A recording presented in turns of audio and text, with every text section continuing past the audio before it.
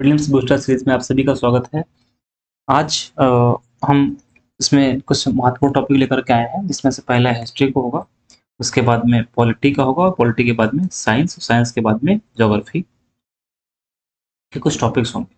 देखिए, पहला जो टॉपिक है वो है अकबर का जो दरबार था, उसमें 9 प्रमुख विद्वान रहते थे। उन 9 विद्वानों को नवरत्न कहा जाता था। तो भारत में आपने अगर हिस्ट्री पढ़ा होगा, भारत का इतिहास पढ़ा होगा, तो आपने एंशिएंट इंडिया में यानी कि प्राचीन कालीन इतिहास में आपने देखा होगा कि जो चंद्रगुप्त सेकंड थे यानी चंद्रगुप्त विक्रमादित्य थे, उनके भी दरबार में 9 लोग रहते थे, 9 विद्वान रहते थे। तो वहां पर भी नवरत्न रहते थे। और यहाँ पर भी अगर आप मध्यकालीन भारत देखते हैं तो मध्यकालीन भारत में भी जो अकबर का दरबार था, उनके दरबार में भी 9 विद्वान रहते हैं, जिनको नवरत्न बोलते हैं। तो आज हम दोनों नवरत्नों को समझने वाले हैं, जो अकबर के दरबार में थे वो, प्लस जो चंद्रगुप्त द्वितीय के विक्रमादित्य जिनको उपाधि मिली है, टाइटल जिनका विक्रमादित्य है, उनके दरबार में जो लोग थे उनकी बात करते हैं। तो आइए शुरू करते हैं। देखिए, पहले जो उनके नवरत्नों में से थे वो थे अबुल फजल। अबुल फजल जो थे उनके दरबारी इतिहासकार और लेखक थे। इन्होंने अकबरनामा और आईने अकबरी नाम से 2 किताबें लिखी हुई हैं। अकबरनामा और साथ में कौन से है, आईने अकबरी, इन्होंने किताब लिखी हुई है। ठीक है। तो ये क्वेश्चन कई बार आपने देखा होगा, पीसीएस में पूछा गया है या आरओ में पूछा गया है। अकबरनामा और आईने अकबरी किसने लिखा हुआ है, तो अबुल फजल ने लिखा हुआ है। दूसरे हैं फैजी। ये जो फैजी हैं, ये अबुल फजल के भाई हैं और फारसी कवि भी हैं। तो ध्यान रखिएगा, ये भी क्वेश्चन हो सकता है कि अकबर के नवरत्नों में निम्नलिखित में से कौन से भाई थे। तो अबुल फजल और फैजी भाई थे। इन्होंने कई जो ग्रंथ है, ग्रंथ का मतलब है कि कई जो हमारे ग्रंथ थे, उनका इन्होंने फारसी में जो अनुवाद किया है। इसके बाद में बात करते हैं तानसेन। तानसेन बहुत बड़े संगीतज्ञ थे और इन्होंने भारतीय शास्त्रीय संगीत में काफी महत्वपूर्ण योगदान दिया हुआ है। और फोर्थ, बीरबल, इनके बारे में हम लोगों ने बचपन में खूब कहानियां सुनी है, अकबर बीरबल की कहानियां सुनी है। ये जो इनके दरबारी थे, ये बहुत ही बुद्धिमान और हास्य के लिए प्रसिद्ध थे ये। और आपने चुटकुले अक्सर सुने होंगे इनके बारे में, अकबर बीरबल की कहानियां आ गई, अकबर बीरबल के चुटकुले भी सुने थे। तो ये काफी बुद्धिमान थे इनके यहाँ दरबार में। इसके बाद आते हैं राजा टोडरमल। राजा टोडरमल अकबर के दरबार में जो थे, ये वित्त मंत्री थे। और इन्होंने, इनका जो योगदान है वो राजस्व प्रणाली के सुधार को लेकर के काफी योगदान दिया गया है। इसके बाद राजा मान सिंह। राजा मान सिंह आमेर के राजा थे और अकबर के सेनापति भी थे। 7वें नंबर पर आते हैं अब्दुल रहीम खान खाना। अब्दुल रहीम खान खाना जो है वो अकबर के संरक्षण में, ये बैरम खां के बेटे हैं। बैरम खां के बेटे हैं। आप मिडल इंडिया पढ़ेंगे अकबर के बारे में तो बैरम खां का जिक्र होगा। तो इनके बेटे हैं जो अकबर के संरक्षण में बड़े हुए और बाद में कवि हुए। अगली बात करते हैं हकीम हमाम के। ये अकबर के निजी चिकित्सक थे। और लास्ट जो 9वें इनके नवरत्न थे, 9 नंबर के नवरत्न है, वो कौन है, वो है मुल्ला दो प्याजा। मुल्ला दो प्याजा कौन थे, ये दरबारी सलाहकार थे। ध्यान रखिएगा, इसमें से क्वेश्चन पूछ सकता है कि कौन से दरबारी कवि थे या दरबारी नवरत्नों में से कौन है या नहीं। इसके बाद दूसरा देखते हैं कि चंद्रगुप्त द्वितीय यानी विक्रमादित्य के दरबार में कौन से 9 विद्वान कलाकार थे जिन्होंने अपने अपने क्षेत्र में काफी काम किया। तो देखिए, इनके जितने भी 9 थे, 9 यहाँ पर नवरत्न है, वो सब इंपॉर्टेंट है एग्जाम के पॉइंट ऑफ व्यू से। जैसे एग्जाम्पल में आपने कालिदास के बारे में जरूर सुना होगा, और हम सब लोग जानते हैं कालिदास के बारे में। उन्होंने कई सारे बुक्स लिखी हुई, जिसमें जो बहुत फेमस किताब है वो कौन सी है, अभिज्ञान शकुंतलम और मेघदूतम। ऐसे उनकी और भी किताबें हैं। आपने सुना होगा मालविका अग्निमित्रम, वो भी इनकी बुक है। तो जब हम पुस्तकों के बारे में देखेंगे कि किस किस कौन सी पुस्तक किसकी है, तो वहां पे और डिटेल में देखेंगे। बारहमीर कौन थे, तो बारहमीर जो थे वो खगोल शास्त्री थे और ज्योतिष के बारे में जानते थे। तो यहाँ पर अब क्वेश्चन जो पूछता है वो पूछता है बारहमीर खगोल शास्त्री कौन था, तो बारहमीर थे। इनकी जो पुस्तक है, इस पुस्तक का नाम है बृहत संहिता और पंच सिद्धांतिका। ये तो बहुत ही महत्वपूर्ण किताबें हैं जो कि एग्जाम में बहुत बार पूछी गई हैं। बृहत संहिता और पंच सिद्धांतिका, ये किसकी किताबें हैं, तो बारहमीर की हैं और खगोल शास्त्री थे ये। अमर सिंह कौन है, तो अमरकोश के लेखक, धनवंतर, चिकित्सक, छपड़क, ज्योतिष। ये ध्यान रखिएगा, ज्योतिष में बारहमीर भी थे ज्योतिष, लेकिन उनका जो क्वेश्चन आता है वो आता है खगोल शास्त्री कौन था, तो बारहमीर, और छपड़क किससे जुड़े हुए थे, तो ज्योतिष से। शंकु कौन थे, तो महान गणितज्ञ थे। शंकु कौन थे? तो ये महान गणितज्ञ थे। और शंकु को इसके साथ साथ में वास्तुकार भी जानते थे, कि वास्तुकार भी थे। शंकु वास्तुकार भी थे।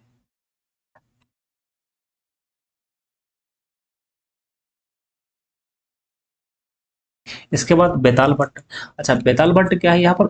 ये कवि थे, विद्वान भी थे और जादूगर भी थे। ये जादूगर भी थे। इसके बाद अगर बात करें घट खरपर, ये कवि और इसके साथ साथ में यहाँ पर विद्वान थे।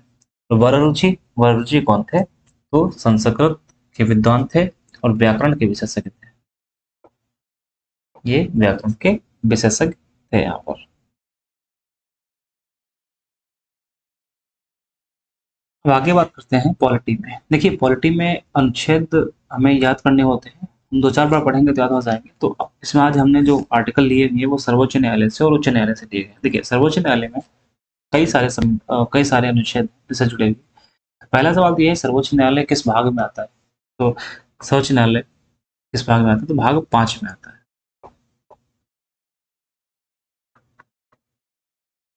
भाग 5 में आता है। ठीक है। तो इससे जुड़े हुए कुछ हमारे अनुच्छेद हैं जिनके बारे में देखते हैं। देखिए, अनुच्छेद 124 किसकी बात करता है? तो अनुच्छेद 124 सर्वोच्च न्यायालय की स्थापना की बात करता है। अनुच्छेद 125 किसकी बात करता है? न्यायाधीशों के वेतन की बात करता है। और अनुच्छेद 126 ध्यान रखिएगा, बहुत ज्यादा इंपॉर्टेंट है, कार्यवाहक मुख्य न्यायाधीश यानी एक्टिंग चीफ जस्टिस, कार्यवाहक मुख्य न्यायाधीश की बात करता है कि कार्यवाहक मुख्य न्यायाधीश की नियुक्ति कौन करता, किस अनुच्छेद के अंतर्गत होती है? वो होती है अनुच्छेद 126 में।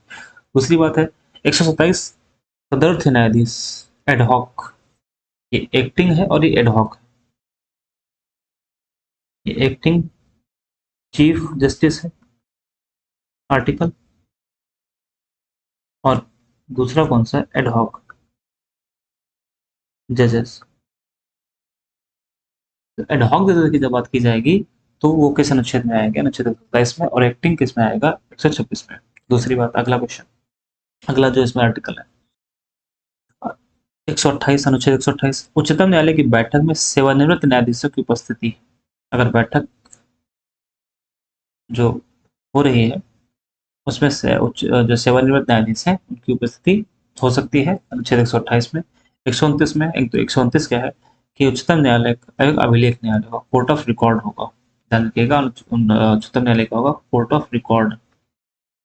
129 में कोर्ट ऑफ रिकॉर्ड। 136 में है कि इसके पास जो अपील के लिए विशेष अवकाश, उच्चतम न्यायालय में अपील के लिए विशेष अवकाश।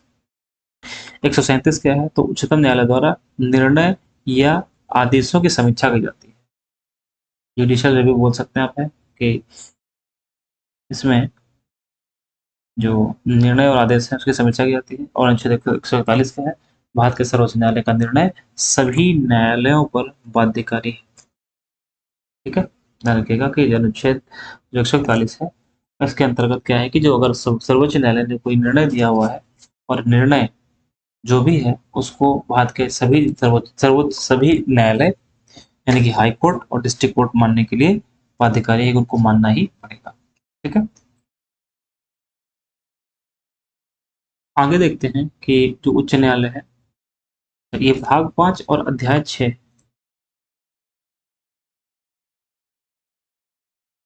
अध्याय 6 है। ठीक है, उच्च न्यायालय देखते हैं। देखिए, उच्च न्यायालय में ये कहाँ पे आता है? तो भाग 6 में आता है, भाग 6 में आता है।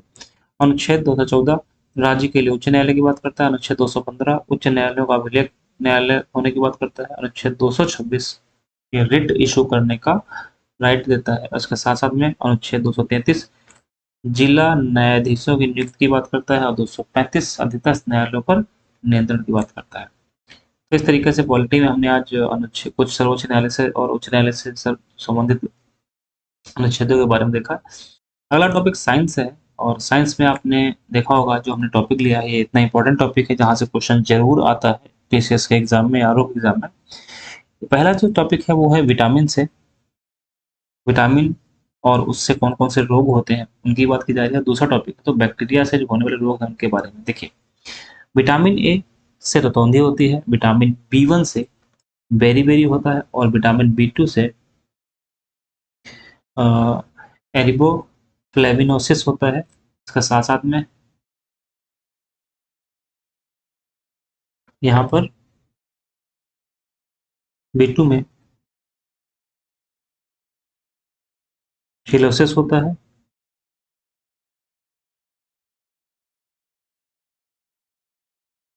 और ब्लिस्टर्स होता है। ब्लिस्टर्स होता है। बी3 पेलाग्रा होता है, और यहाँ पर 4D डिजीजेस भी होता है। 4D diseases. बी5 से यहाँ पर हेयर फॉल, और वाइट एयर होना शुरू हो जाते हैं। यानी कि दूसरा जो रोग है इसमें कौन सा है, पेरेस्टेसिया है। और बी6 से एनीमिया, और साथ साथ में यहाँ पर किडनी स्टोन भी हो जाता है।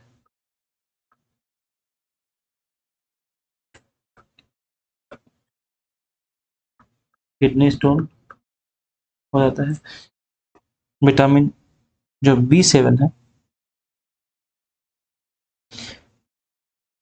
देखिए विटामिन जो बी5 है इससे हेयर जो है व्हाइट हेयर होता है, लेकिन विटामिन जो बी7 है उससे हेयर फॉल होने लगता है, बाल्डनेस होने लगता है। विटामिन बी9 से क्या होगा, मेगा लोबस्टिक एनीमिया हो जाएगा, और बी12 से भी हो जाएगा। विटामिन सी स्कर्वी यानी मसूड़ों का सूजन, विटामिन डी रिकेट्स और ऑस्ट्रोमलेशिया के साथ साथ में इसमें रिकेट्स भी होता है। हाँ, रिकेट्स तो लिखा ही हुआ है।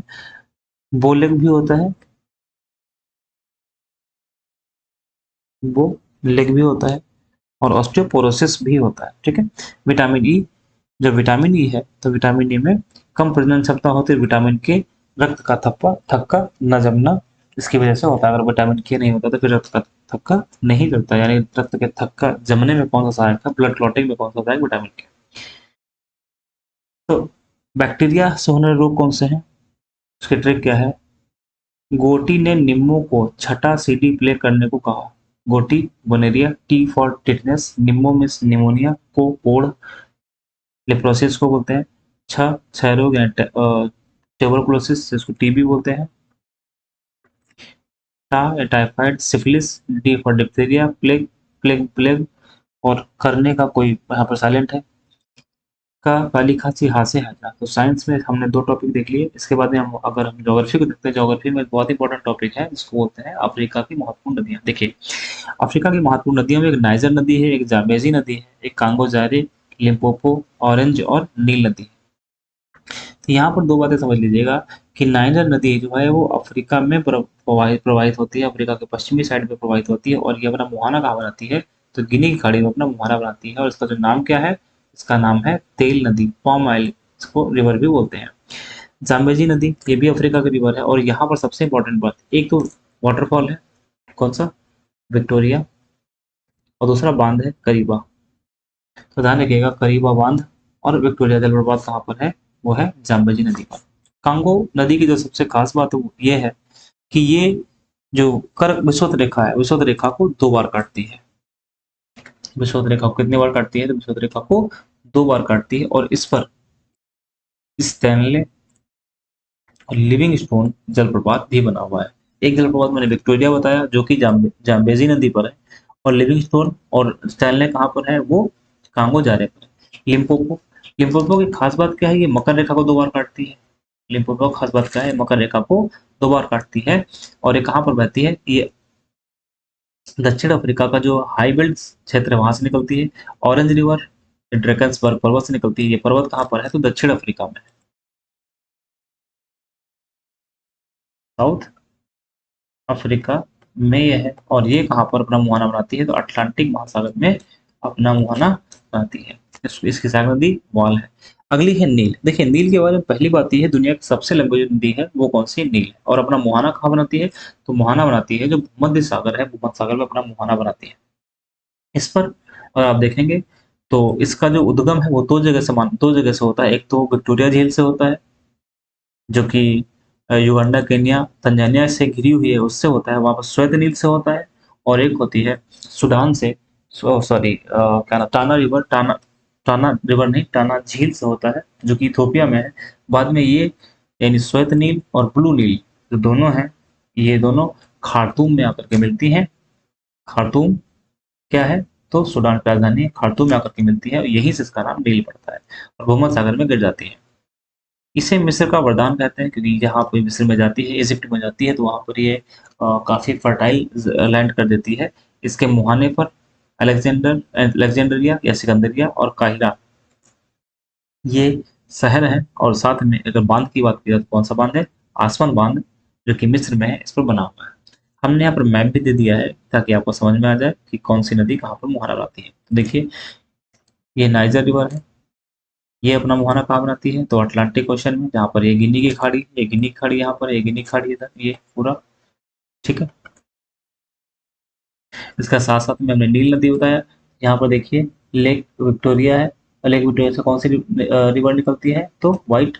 और यहाँ पर टाना लेक है जहाँ से ब्लू, और यहाँ पर आकर के मिलती है, इसको बोलते हैं खार्तूम, ठीक है। ऊपर फिर यहाँ पर मेडिटेरेनियन से भूमध्य सागर यहाँ पर मुहाना बनाती है। इसके बाद हमने जाम्बेजी बताया, जाम्बेजी अपना मुहाना कहाँ बनाती है, तो अटलांटिक ओशन, इंडियन ओशन में अपना मुहाना बनाती है।